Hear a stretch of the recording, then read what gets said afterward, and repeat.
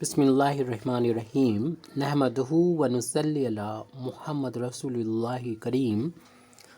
ये problem definite integration की है। 0 to π/2 cos square x d x upon cos square x plus 4 sine square x. सबसे पहले इस वैल्यू को हम आई के कुल मान लेंगे ताकि हमें बार बार इसको ना लिखना पड़े। क्योंकि न्यूमरेटर हमारा कॉस स्क्वायर में है तो ऐसा करते हैं कि हम टोटल इस वैल्यू को जो डिनोमिनेटर में है उसे कॉस की फार्म में कन्वर्ट कर दें ताकि हमें डिवाइड करना आसान हो जाए। तो कॉस स्क्वायर एक्स दूसरी फ़ायदा हमको ये मिलने वाला है कि कॉस में अगर आ जाएगी तो उसको हमें सेक में कन्वर्ट करना आसान होता है और सेक से फिर हम उसको 10 में बदल देते हैं। डिनोमिनेटर 10 में आ जाए तो बहुत अच्छा रहता है। तो इस हम लोग जानते हैं formula sine square theta plus cos square theta की वैल्यू 1 के इक्वल होती है। वहाँ से हम साइन स्क्वायर थीटा की वैल्यू फाइंड करेंगे तो 1 माइनस का कॉस स्क्वायर थीटा। ये फार्मूला तो हमें मालूम ही, डायरेक्ट यूज़ करें। यानी इसे लिख सकते हैं 1 माइनस का कॉस स्क्वायर एक्स लिख देंगे। साइन स्क्वायर की वैल्यू हमने यहाँ पर पुट कर दी। ब्रैकेट ओपन कर दें 0 to π/2 और जो लाइक टर्म है उन्हें कलेक्ट कर लें। Cos square x d x upon cos square x plus 4 का अंदर मल्टीप्लाई करेंगे 4 माइनस का 4 कॉस स्क्वायर एक्स। तो इन देख रहे हैं इन दोनों का डिफरेंस 3 हो जाएगा जो कि माइनस का आएगा। 0 to π/2 लिमिट है cos square x d x upon आ गया 4 माइनस का 3 टाइम्स कॉस स्क्वायर एक्स। अब जैसा कि न्यूमरेटर में है वैसा डिनोमिनेटर, जैसा कि डिनोमिनेटर में है वैसा न्यूमरेटर में बना लें। क्यों, पावर इक्वल है कॉस के, तो डिवाइड कर लें इसको और ये आई के इक्वल चल रहा है। तो सबसे पहले तो यहाँ पर हमें माइनस कॉस स्क्वायर के साथ -3 लाना है। तो -3 को आप डिवाइड कर लें और -3 का मल्टीप्लाई कर लें। मल्टीप्लाई किया उसको अंदर इसके साथ में लिख सकते हैं क्यों कांस्टेंट है, इंटीग्रेशन के अंदर या बाहर कहीं पर भी इसको लिखा जा सकता है। तो हमने न्यूमरेटर में -3 का और डिनोमिनेटर -3 का इंटू और डिवाइड कर दिया ताकि ये कैंसिल हो जाए, जितना था उतना ही आ जाए। यानी इसी के इक्वल ही ये चल रहा है। अपान में तो हमने कोई चेंज नहीं किया, 4 माइनस का 3 कॉस स्क्वायर एक्स ही लिखा हुआ है। अब यहाँ पर इस जैसा बनाने के लिए हमें 4 की ज़रूरत और है यहाँ पर, तो 4 यहाँ पर अगले स्टेप में ऐड कर लेते हैं। तो ऐड किया करेंगे तो हमें सब्सट्रैक्ट भी करना होगा। तो 4 हमने इसमें ऐड कर लिया है, जोड़ लिया है, तो 4 को हमें माइनस भी करना पड़ेगा। तो हम माइनस कर लें ताकि ये डिनोमिनेटर में जैसा है उस जैसा बनाने के लिए ऐसा हमने किया है। अब हम यहाँ से अलग अलग कर लेंगे इसको। -1/3 0 to π/2 ये अपान में ये करेंगे तो ये वैल्यू आ जाएगी 4 माइनस का 3 कॉस स्क्वायर एक्स। क्योंकि जब तक बराबर बराबर है तब तक हमें अलग इसको डिवाइड करना होता है। तो ये अपान में ये करेंगे तो यानी 4 माइनस का 3 कॉस स्क्वायर एक्स। उसके बाद यहाँ पर माइनस का निशान है, आप अप्लाई कर देंगे। सॉरी, यहाँ पर माइनस का ही होना चाहिए क्योंकि 4 प्लस किया तो 4 माइनस का था।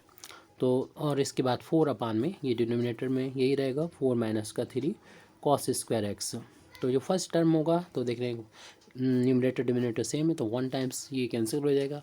यानी अब हमें 1 का इंटीग्रेशन करना होगा -1/3 इंटीग्रेशन के साइन को अंदर ले अप्लाई कर देंगे। यानी हमें 1 का इंटीग्रेशन करना होगा लिमिट 0 से π/2 के बीच में एक्स के रिस्पेक्ट में और इंटीग्रेट करना होगा इसका। तो इसमें तो हम 4 को जो कांस्टेंट है इनटू में है तो हम 1 का इंटू मानते हुए इस 4 को बाहर ले लेंगे। इंटीग्रेट करना होगा 1/4 माइनस का 3 कॉस स्क्वायर एक्स। तो इस तरीके की जो भी प्रॉब्लम हो जिसमें कॉस स्क्वायर आ रहा हो, अगर साइन स्क्वायर भी हो तब भी उसको सॉल्व करने का तरीका ये रहता है कि हम न्यूमरेटर को और डिनोमिनेटर को कॉस स्क्वायर से डिवाइड कर देते हैं। या पहले वैसा करते हैं कि इसको हम पूरा ना लेके चलें क्योंकि पूरा लिखना पड़ेगा, टाइम की बर्बादी होगी। 1 का इंटीग्रेशन पहले कर लें और इसको हम कुछ मान लेंगे और इसको अलग से सॉल्व कर लेंगे और यहाँ पर वैल्यू पुट कर देंगे। तो ये भी चल रही है वैल्यू यानी माइनस का 1/3। अगले पेज पर हम इसको देखते हैं। i इज़ इक्वल टू -1/3 जो बाहर है, ब्रैकेट है, फिर उसके बाद 1 का इंटीग्रेशन एक्स हो गया, लिमिट इसके 0 से π/2 थी, -4 टाइम्स था ये। और इस वैल्यू को हम मान लेते हैं i1 के इक्वल मान लेते हैं और i1 की वैल्यू जहाँ पर बता दें कि i1 जो है वो इंटीग्रेट करना है 0 से π/2 के बीच में 1 अपान, इसमें लिमिट भी अप्लाई करना होगी 0 से π/2 जो पहले से चल रही थी। फंक्शन है 1/4 माइनस का 3 कॉस स्क्वायर एक्स, इसको एक्स के रिस्पेक्ट में इंटीग्रेट करना है। तो ये हमें कॉमा लगा दें यहाँ पर, सेमी कॉमा, कि i1 हमने किसको माना है।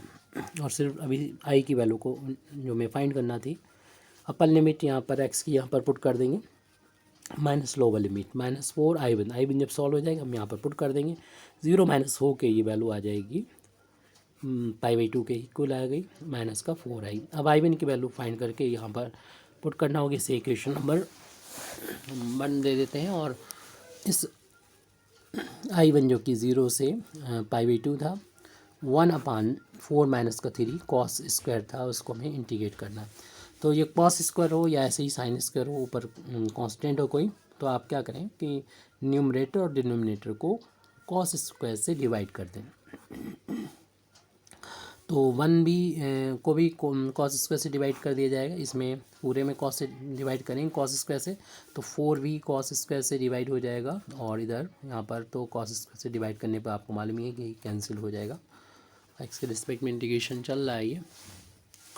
अब हम लोग नेक्स्ट इसमें देख रहे हैं कॉस 1/cos की वैल्यू से स्क्वायर की इक्वल होती है। न्यूमरेटर में जो 1/cos स्क्वायर की वैल्यू से स्क्वायर रखी आई है वो तो ऐसे ही रखे रहने देंगे, चेंज नहीं करेंगे। लेकिन डिनोमिनेटर में ये 1/cos की जो वैल्यू सेक स्क्वायर में कन्वर्ट हुई है, इसको हम 10 में कन्वर्ट कर लेंगे, क्योंकि 10 स्क्वायर क्योंकि आइडेंटिटी हम लोगों को मालूम ही है, सेक स्क्वायर एक्स dx अपान आइडेंटिटी सेक स्क्वायर की वैल्यू 1 प्लस का 10 स्क्वायर होती है, और 10 को जब t मानेंगे तो dt हमारे पास मौजूद है ऊपर पहले से। 0 to पाई/2 यानी 10 की फॉर्म में नीचे बना लेते हैं, अगर डिनोमिनेटर में सेक स्क्वायर हमारे पास मौजूद है। ब्रैकेट ओपन करेंगे, 4 का दोनों टर्म में मल्टीप्लाई हो जाएगा, 4 प्लस का 4 10 स्क्वायर एक्स माइनस का 3, इसमें से माइनस कर देंगे तो ये 1 बचेगा प्लस का। ये वैल्यू जो चल रही है वो आई1 के इक्वल चल रही है, लिमिट 0 से पाई/2 के बीच में, और सेक स्क्वायर एक्स dx अपान में 1 प्लस का और प्लस का ही 4 जो है इसको हम लिख सकते हैं 2 का स्क्वायर लिख सकते हैं 4 को, और 10 स्क्वायर को 10x का होल स्क्वायर लिख सकते हैं। इसे होल स्क्वायर कर देंगे क्योंकि आपको मालूम है कि अगर हम 2 का स्क्वायर करेंगे 4 मिल जाएगा, और 10 का स्क्वायर करेंगे तो 10 स्क्वायर मिल जाएगा। तो उसको 4 10 स्क्वायर को इतना लिखा जा सकता है। इससे हमें ये फ़ायदा होगा कि हम टोटल 2 10x को अगर हम t मान लेते हैं तो इसका डिफ्रेंशिएशन करेंगे तो 2 तो कांस्टेंट बाहर ले दीजिए, 10 का डिफ्रेंशिएशन सेक स्क्वायर एक्स है और एक्स का dx हो जाएगा, t का dt है। 2 हमें नहीं मिल रहा, मतलब इतना तो हमारे पास है, ये 2 नहीं है, तो 2 से डिवाइड कर देंगे यानी सेक स्क्वायर एक्स dx की वैल्यू आ जाएगी 1 का इंटू मान लें 1/2 dt हो जाएगा। वेरिएबल चेंज किया तो आपको लिमिट भी चेंज करना होगा। ये एक्स की लिमिट है और ये रिलेशन है, ये t इजिकल टू 2 10 x है।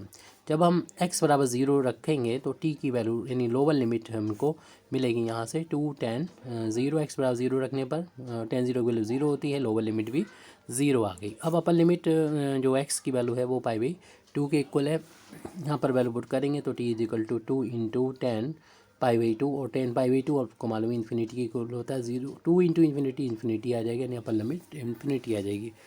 तो आई1 की वैल्यू हो जाएगी, लिमिट अब चेंज होके लोअर लिमिट 0 आई है और अपर लिमिट इन्फिनिटी आई है। और इस सेक स्क्वायर एक्स dx यहाँ पर 1/2 dt रख देंगे, और 1 प्लस 2 10x की जगह पर हमें t रखना है और उसका स्क्वायर हो जाएगा। 1/2 कांस्टेंट ऐसे हम बाहर ले लेंगे, t की वैल्यू 0 से लेके इन्फिनिटी के बीच में, तो 1 का इंटू मान सकते हैं यहाँ पर, तो 1/1 प्लस टी स्क्वायर। आपको मालूम है कि इसका इंटीग्रेशन करते हैं तो 10 इनवर्स आता है, तो ये हो जाएगा 10 इनवर्स, जो भी वेरिएबिलिटी है तो वो लिख देंगे। Upper limit infinity, lower limit 0 है, तो यहाँ पर upper limit minus lower limit कर देंगे, यानी 10 इनवर्स इन्फिनिटी माइनस का 10 इनवर्स 0 कर दिया जाएगा। और आपको मालूम है कि इन्फिनिटी जो है वो 10 इन्फिनिटी की जो वैल्यू है वो पाई/2 के इक्वल है, और 10 0 की वैल्यू 0 हो जाएगी। ब्रैकेट ओपन करने पर 1 का पाई में इंटू करेंगे पाई, और 2 इंटू 2 करेंगे तो 4 हो जाएगा। तो इस तरीके से आई1 की वैल्यू हो गई पाई/4 हो गई। इस वैल्यू को हम इक्वेशन नंबर 1 में पुट करके हम जो आई फाइंड करना तो वो आ जाएगा। तो इसलिए इक्वेशन नंबर 1 को बुला लेते हैं, इक्वेशन नंबर 1 में ये वैल्यू पुट कर देते हैं, जिसमें आई इजिकल टू -1/3 बाहर चल रहा था ये। अब यहाँ पर इसके बाद पाई/2 था, उसके बाद 4 इंटू आई1, और आई1 की जो वैल्यू है पाई/4 के इक्वल हमारी यहाँ पर आई है। तो इसमें 4 से 4 देखने की कैंसिल हो चुका है, तो अब जो बचा है -1/3 इंटू π/2 माइनस का पाई, अपन 1 कर लेंगे। 1 और 2 का एलसीएम 2 हो जाएगा, 1 का इधर इंटू हो जाएगा, 2 का उधर इंटू हो जाएगा, 2 पाई हो जाएगा। डिफरेंस जो होगा वो माइनस का पाई बचेगा, अपान में 2 है, ये माइनस माइनस प्लस हो जाएगा और 2 इंटू 3 6 हो जाएगा। इस तरीके से आई की वैल्यू आ गई। आई हमारा था, इंटीग्रेट करना था हमको 0 से 2 पाई के बीच में। Cos square x d x upon में था कॉस स्क्वायर एक्स प्लस का 4 टाइम्स साइन स्क्वायर एक्स। तो इसकी वैल्यू π/6 के इक्वल आ चुकी है। Thank you very much Indeed for listening me. व आखिर दावाना अल्हम्दुलिल्लाहि रब्बिल आलमीन।